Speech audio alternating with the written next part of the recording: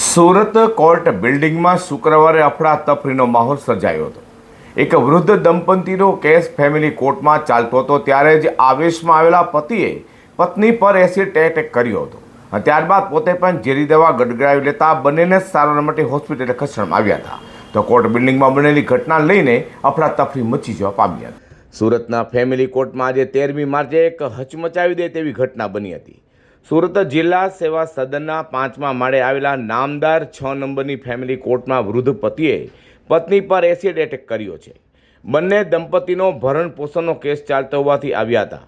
આ સમયે વૃદ્ધ પતિએ આગળની હરોળમાં બેઠેલી પત્ની પર એસિડ ફેંક્યું હતું।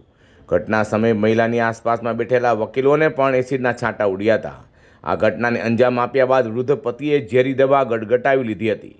ઘટનાને પગલે કોર્ટ પરિસરમાં ભાગાદોડી મચી જવા પામી હતી। હાલમાં દંપતીને સારવાર અર્થે સિવિલમાં ખસેડવામાં આવ્યા છે। આ મામલે પોલીસે ઘટના સ્થળેથી એસિડની બોટલ સહિતની વધુ વસ્તુ પણ જપ્ત કરી કાર્યવાહી શરૂ કરી છે। અરજદાર મહિલાના વકીલ મુકેશ બાંધાણીએ અંગે વધુ માહિતી આપી હતી। હું મુકેશ બાંધણીયા એડવોકેટ।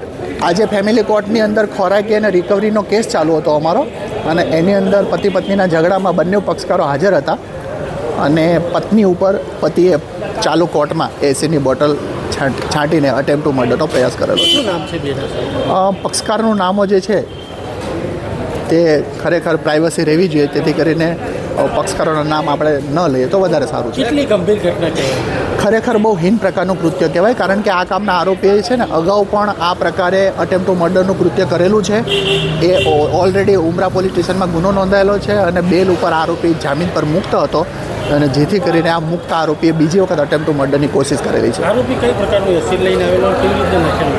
હવે કયા પ્રકારનો એસિડ લઈને આવ્યો છે તે કોઈ બાબતે જાણ માહિતી નથી, પણ એસિડની બોટલ લઈને આવેલા હતા તે બાબતની પૂરી માહિતી છે, અને એસિડ પોતાની પત્ની ઉપર નાખીને અત્યારે એમની પત્નીને હોસ્પિટલમાં લઈ જવામાં આવેલા છે।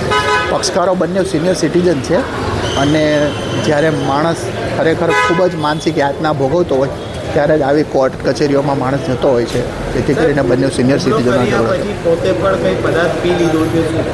હા, એવું જાણવા મળેલું છે કે બે વખત પત્ની ઉપર અટેમ્પ્ટ ટુ મર્ડર કર્યું હોય ત્યારે પત્નીની માનસિક વિકૃતિ કેટલી છે તેવું અહીંયા એસ્ટાબ્લિશ થાય છે, અને એવું જાણવા મળેલું છે કે પતિએ પણ કંઈક ઝેરી પદાર્થ ખાઈ લીધો હોય એવું જાણવા મળેલું છે। હાલ બંનેની તબિયત કેવી? હાલ બંને હોસ્પિટલમાં દાખલ છે।